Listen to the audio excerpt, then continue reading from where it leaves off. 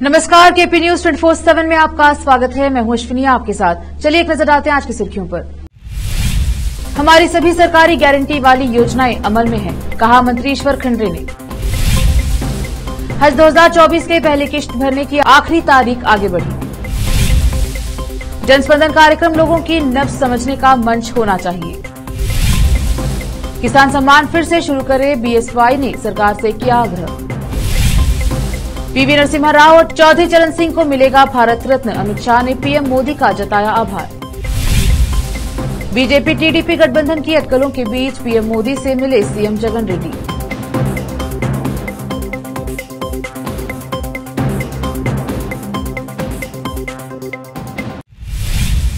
अब समाचार विस्तार से। हमारी सरकार ने सभी गारंटी योजनाओं को लागू करके वादे के मुताबिक काम किया है, बीदर जिले के प्रभारी जैविक एवं पर्यावरण मंत्री ईश्वर खंडरे ने कहा। वह शुक्रवार को औराद में गुरुपादप्पा नागमारपल्ली कल्याण मंडप में जनस्पंदन सभा और गारंटी सम्मेलन उद्घाटन करके बात कर रहे थे। चुनाव पूर्व किए गए सभी वादों को क्रियान्वित किया गया है। हमारी 5 महत्वाकांक्षी परियोजनाओं से आम लोग, उन्होंने कहा कि इससे गरीबों और मध्यम वर्ग को फायदा होगा। हमारे जिले में 3,50,000 महिलाओं को गृहलक्ष्मी योजना का लाभ मिल रहा है। लाभार्थियों के खाते में जमा किए जा रहे हैं और गृह ज्योति योजना के तहत 200 यूनिट बिजली मुफ्त प्रदान की जा रही है।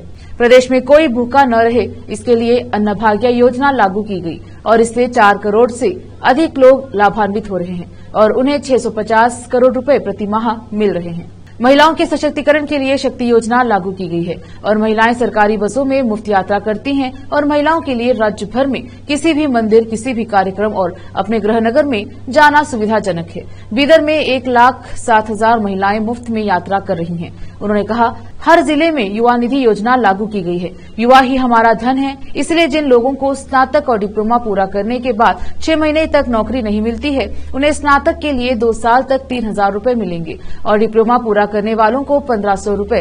उन्होंने कहा कि बीदर जिले में 5,000 युवाओं ने पहले ही अपना नाम दर्ज करा लिया है, क्योंकि बेरोजगारी भत्ता दिया जा रहा है। इस मौके पर जिला कलेक्टर गोविंद रेड्डी, जिला पंचायत के मुख्य कार्यकारी अधिकारी डॉक्टर गिरीश दिलीप बडोले, जिला पुलिस अधीक्षक चन्नबसवन्ना SL, उप वन संरक्षक वनथी MA, अतिरिक्त जिला कलेक्टर शिव कुमार शिलवन और तहसीलदार नागैया हिरेमठ सहित जिला और तालुका स्तर के अधिकारी, विभिन्न सरकारी योजनाओं के लाभार्थी और विभिन्न शिकायतें लेकर आए जनता के सदस्य उपस्थित रहे।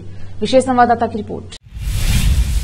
हज 2024 के लिए ऑनलाइन एप्लीकेशन भरने की प्रक्रिया के बाद जिनकी भी हज समिति द्वारा सिलेक्शन हुआ है, वो अंजुमन के चालान भर के पहली किश्त भरने का सिलसिला शुरू हुआ है, जिसकी अंतिम तारीख 9 फरवरी थी, लेकिन इसको आगे बढ़ाकर 15 फरवरी कर दिया गया है। यह बात अंजुमन खादिमुल हुजाज के कार्यदर्शी सैयद मंसूर खादरी ने दी है। उन्होंने कहा कि सिलेक्शन हुए हुजाज अंजुमन के कार्यालय से हासिल कर जल्द से जल्द भुगतान करें। विशेष संवाददाता की रिपोर्ट।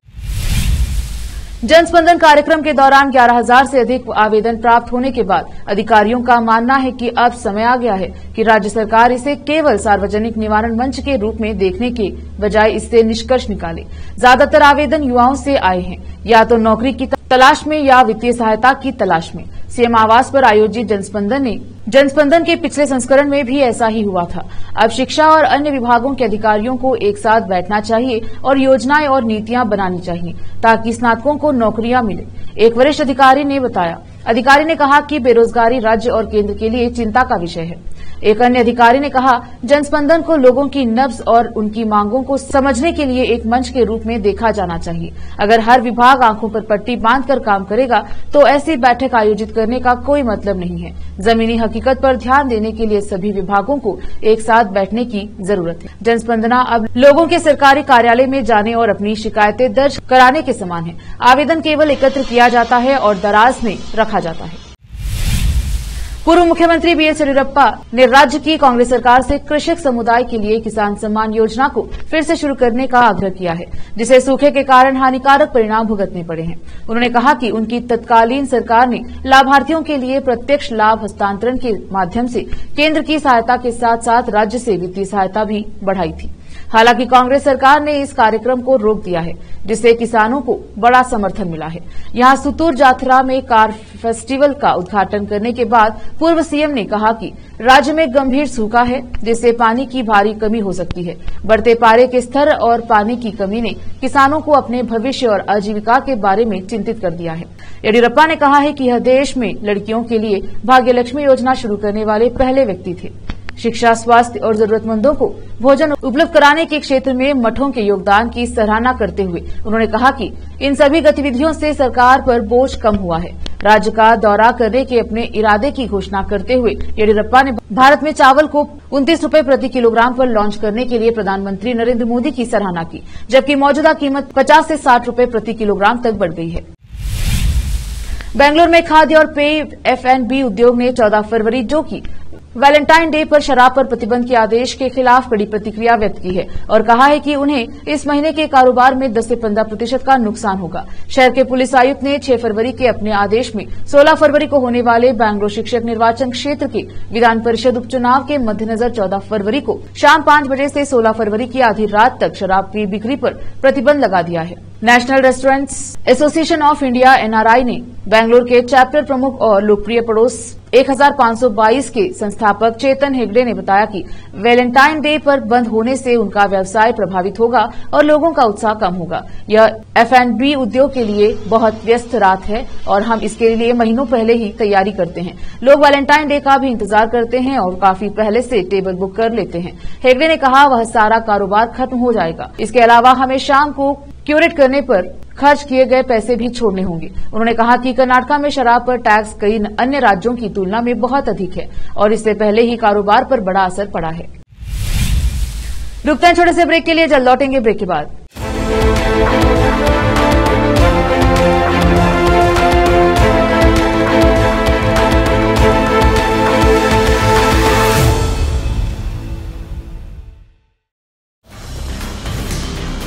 हिंदुस्तान के हर कोने में हम हैं मौजूद। 24 घंटे हालात पर गहरी नजर, खबरों से जुड़े चुपते सवालात और आपको दिखाता है धार्मिक, सामाजिक, राजनीतिक, लोकल और इंटरनेशनल न्यूज की सबसे बेहतर कवरेज जो आपको रखती है हर पल बाखबर। देश और दुनिया भर की खबर के लिए देखते रहें KP News 24/7। ब्रेक के बाद स्वागत है आपका, देखते हैं समाचार। देश के पूर्व प्रधानमंत्री PV नरसिम्हा राव और चौधरी चरण सिंह को भारत रत्न से सम्मानित किया जाएगा। इस खबर के सामने आने के बाद लोग अपनी अपनी प्रतिक्रिया दे रहे हैं। इसी बीच केंद्रीय गृह मंत्री अमित शाह ने इस बाबत सोशल मीडिया साइट X पर पोस्ट किया। उन्होंने पोस्ट शेयर करते हुए लिखा, पूर्व प्रधानमंत्री चौधरी चरण सिंह जी को भारत रत्न से सम्मानित किए जाने की घोषणा से अत्यंत प्रसन्न हुई। आजीवन किसानों के लिए समर्पित चौधरी साहब ने किसान कल्याण के लिए अनेक कार्य किए। चौधरी साहब जीवन पर्यंत लोकतांत्रिक मूल्यों के संरक्षण के प्रति समर्पित रहे और उन्होंने आपातकाल का डटकर मुकाबला किया। गृह मंत्री ने लिखा कि उन्होंने अपने निर्णय से पूरे देश को यह बताया है कि किसान का बेटा देश के भरण पोषण से लेकर नीतिगत निर्णय भी ले सकता है। चौधरी साहब के सम्मान के माध्यम से देश के करोड़ों किसानों और मेहनतकश लोगों को सम्मानित करने के लिए मैं प्रधानमंत्री नरेंद्र मोदी का आभार व्यक्त करता हूं। वहीं PV नरसिम्हा राव के लिए लिखे गए पोस्ट में उन्होंने कहा, पूर्व प्रधानमंत्री PV नरसिम्हा राव गुरु को भारत रत्न देना उस महान राजनेता को एक सच्ची श्रद्धांजलि है जिन्होंने हमारे देश के इतिहास को एक प्रतिष्ठित दृष्टि, बुद्धि और राजनीतिक कौशल के साथ आकार दिया। लोकसभा चुनाव 2024 से पहले भाजपा, कांग्रेस समेत सभी दल अपनी अपनी राजनीतिक तैयारियां करने में जुटे हैं। खास बात यह है कि भाजपा के नेतृत्व वाले NDA का कुनबा लगातार बढ़ता जा रहा है। इसी बीच संभावना जताई जा रही है कि आंध्र प्रदेश में भाजपा, पवन कल्याण की पार्टी जनसेना और चंद्रबाबू नायडू की पार्टी TDP एक साथ मिलकर चुनाव लड़ सकते हैं। बता दें कि TDP पहले भी NDA का हिस्सा रह चुकी है। इन सब संभावनाओं के बीच शुक्रवार को आंध्र प्रदेश के CM और YSRCP के अध्यक्ष जगन मोहन रेड्डी ने PM मोदी से मुलाकात की। YSR कांग्रेस पार्टी के सूत्रों ने जानकारी दी है कि जगन मोहन रेड्डी ने शुक्रवार को संसद परिसर में प्रधानमंत्री नरेंद्र मोदी से मुलाकात की और राज्य को विशेष दर्जा देने की मांग की है। विशेष श्रेणी का दर्जा आंध्र प्रदेश पुनर्गठन अधिनियम के प्रावधानों में से एक है। जिसके जरिए जून 2014 में अलग तेलंगाना राज्य का गठन किया गया था। इसके अलावा दोनों नेताओं के बीच राज्य की लंबित योजनाओं पर चर्चा की गई है। माना जा रहा है कि भाजपा और तेलुगु देशम पार्टी एक बार फिर से साथ मिलकर चुनाव लड़ सकते हैं। खबर है कि दोनों पार्टियों के बीच सीट शेयरिंग पर भी चर्चा लगातार जारी है। इसके साथ भाजपा पवन कल्याण की पार्टी जनसेना के साथ भी है। ऐसे में आंध्र प्रदेश में आगामी चुनाव रोचक हो सकते हैं। हाल ही में चंद्रबाबू नायडू ने दिल्ली में गृह मंत्री अमित शाह से मुलाकात भी की। सूत्रों की माने तो भाजपा को आंध्र प्रदेश में 6 या 7 सीटें मिल सकती हैं। वहीं फिल्म स्टार पवन कल्याण की पार्टी जनसेना को गठबंधन में 2 सीटें दी जा सकती हैं। दिल्ली के मुख्यमंत्री अरविंद केजरीवाल ने शुक्रवार को कहा कि गुणवत्तापूर्ण शिक्षा मुहैया कराना उनकी सरकार का लक्ष्य है और जांच एजेंसियां जितनी संख्या में उन्हें समन भेजेंगी वह उतनी ही संख्या में राष्ट्रीय राजधानी में स्कूल खोलेंगे। मयूर विहार फेज 3 में एक सरकारी स्कूल भवन की आधारशिला रखने के बाद केजरीवाल ने आरोप लगाया है कि भाजपा ने केंद्र सरकार ने उनके खिलाफ अपनी सारी जांच एजेंसियों को ऐसे लगा रखा है जैसे कि वह देश के सबसे बड़े आतंकवादी हो। आम आदमी पार्टी आप के नेता को उनके खिलाफ प्रवर्तन निदेशालय ईडी द्वारा दायर एक मामले के सिलसिले में 17 फरवरी को दिल्ली की एक अदालत में पेश होने को कहा गया है। केजरीवाल कथित आबकारी नीति घोटाले से जुड़े धन शोधन मामले में पूछताछ के लिए संघीय एजेंसी द्वारा उन्हें जारी 5 समन को टाल चुके हैं। मुख्यमंत्री ने कहा कि सभी बच्चों को गुणवत्तापूर्ण शिक्षा देने से एक पीढ़ी में गरीबी का उन्मूलन हो जाएगा। उन्होंने कहा कि उनकी सरकार इस लक्ष्य को हासिल करने के लिए लगातार स्कूल खोल रही है। उन्होंने कहा दिल्ली में आप सरकार बनने के बाद से हमने कई शानदार स्कूल खोले हैं। हाल ही में बुराड़ी, रोहिणी और पालम समेत नए स्कूलों का उद्घाटन किया गया है जिनमें 1.5 लाख बच्चों को शिक्षा मिलेगी। केजरीवाल ने कहा कि नए स्कूलों में प्रयोगशाला, पुस्तकालय और गतिविधि कक्ष सहित सर्वोत्तम बुनियादी ढांचा होगा। उन्होंने कहा हम सभी बच्चों को शिक्षा प्रदान करने के डॉक्टर भीमराव अंबेडकर के सपने को पूरा कर रहे हैं। उन्होंने यह कहा कि 2 साल पहले उनकी सरकार ने घर घर राशन पहुंचाने की योजना का प्रस्ताव किया था लेकिन केंद्र ने इसकी अनुमति नहीं दी। अब रुकते हैं एक और छोटे से ब्रेक के लिए, जल्द लौटेंगे ब्रेक के बाद।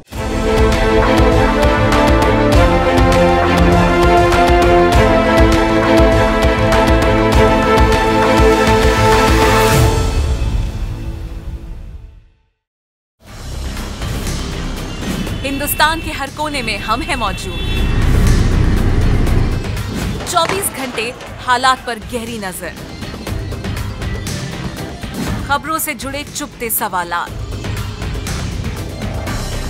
और आपको दिखाता है धार्मिक, सामाजिक, राजनीतिक, लोकल और इंटरनेशनल न्यूज की सबसे बेहतर कवरेज जो आपको रखती है हर पल बाखबर। देश और दुनिया भर की खबर के लिए देखते रहें केपी न्यूज 24/7। ब्रेक के बाद स्वागत है आपका, देखते हैं समाचार। Bahujan Samaj party BSP supremo Mayawati ने भारत रत्न से सम्मानित हस्तियों के नामों के ऐलान का स्वागत किया है। सोशल मीडिया प्लेटफॉर्म एक्स पर उन्होंने इसे लेकर एक पोस्ट किया है। उन्होंने अपनी पोस्ट में कहा है कि जिन हस्तियों को भारत रत्न से सम्मानित किया गया है उन्हें शुभकामनाएं। सरकार के इस फैसले का स्वागत है लेकिन इस मामले में खासकर दलित हस्तियों का तिरस्कार और उपेक्षा करना उचित नहीं।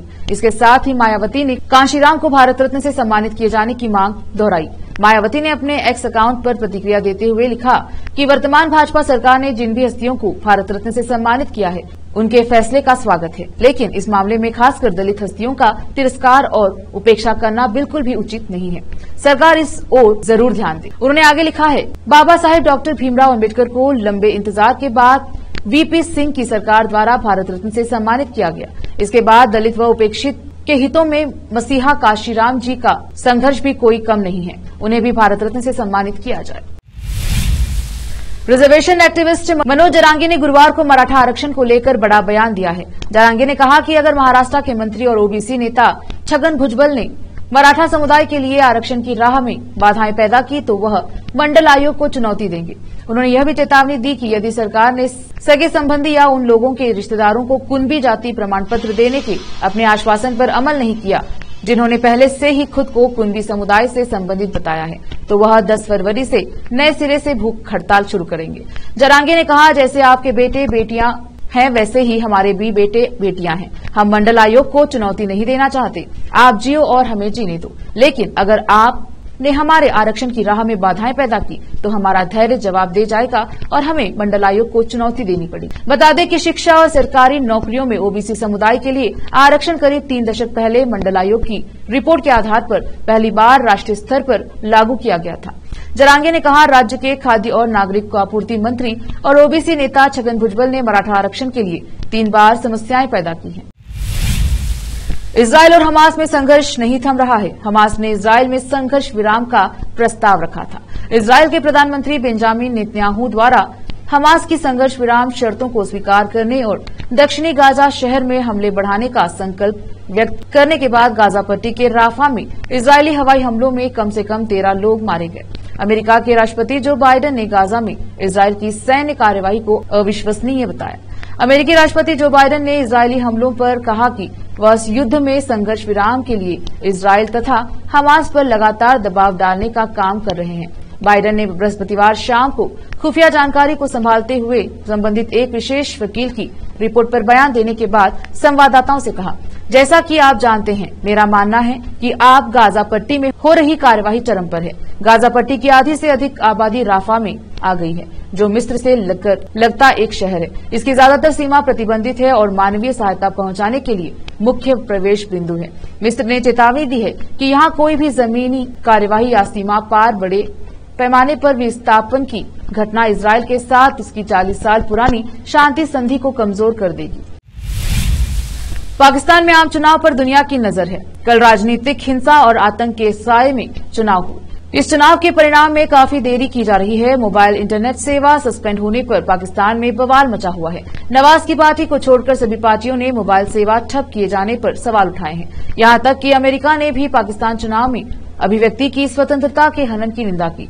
इसी बीच सवाल यह उठ रहा है कि क्या पाकिस्तान में चुनाव परिणाम में अनावश्यक देरी इस कारण तो नहीं कि चुनाव के नतीजों को पलटा जा सके। इमरान समर्थित निर्दलीय उम्मीदवार कई सीटों पर आगे चल रहे हैं, लेकिन अब नवाज शरीफ की पार्टी PMLN भी तेजी से बढ़त बनाती नजर आ रही है। ताजा रुझानों में इमरान खान की पार्टी PTI के उम्मीदवार बड़ी बढ़त बढ़ाते हुए नजर आ रहे हैं। हालांकि PTI उम्मीदवार इस बार निर्दलीय चुनाव लड़ रहे हैं। इमरान की पार्टी के नेताओं ने आरोप लगाया है कि चुनाव आयोग जानबूझकर वोटों की गिनती में देरी कर रही है ताकि धांधली की जा सके। उधर नवाज शरीफ की पार्टी PMLN भी तेजी से बढ़त बना रही है। माना जा रहा है कि आज शाम तक पाकिस्तान में सबसे बड़ी पार्टी और अगले प्रधानमंत्री को लेकर तस्वीर साफ हो जाएगी। पाकिस्तान चुनाव में इमरान खान को नवाज शरीफ की पार्टी के मुकाबले बड़ा फायदा होता दिख रहा है। 101 संसदीय सीटों पर जहां मतगणना चल रही है, वहां PTI समर्थित 47 निर्दलीय उम्मीदवार आगे चल रहे हैं। फिर से एक नजर आज की सुर्खियों पर। हमारी सभी सरकारी गारंटी वाली योजनाएं अमल में हैं, कहा मंत्री ईश्वर खंडरे ने।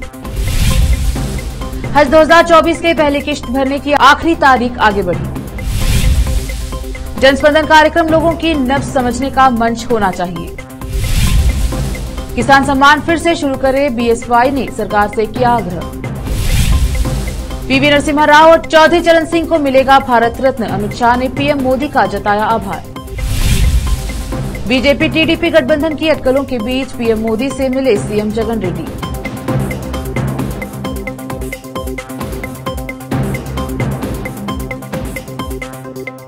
KP न्यूज के बुलेटिन में आज इतना ही। देखते रहिए KP News 24/7। धन्यवाद।